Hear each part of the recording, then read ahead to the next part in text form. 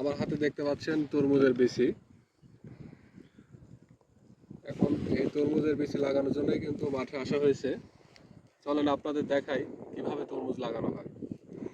এই যে দেখতে পাচ্ছেন অলরেডি পানিতে ভিজিয়ে রাখা ছিল 24 ঘন্টা, তারপরে কিন্তু বালিশের নিচে বা গায়ের সাথে বেঁধে রাখার পরে কিন্তু এই তরমুজের বিচির ট্যাগগুলো বের হয়েছে।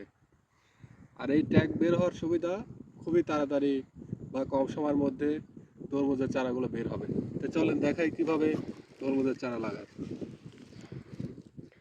প্রথমত হাত দিয়ে একটু গর্ত করে নিতে হবে, কিছুটা, বেশিও না।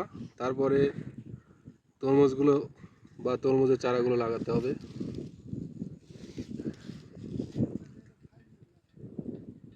দেখতে পাচ্ছেন যেগুলো ট্যাগ বের হয়েছে সেগুলোই কিন্তু লাগানো হচ্ছে। এরপরে এখন তরমুজের বিচিগুলো তো লাগানো হলো, এখন মাটি দিয়ে ঢেকে দেওয়া হবে।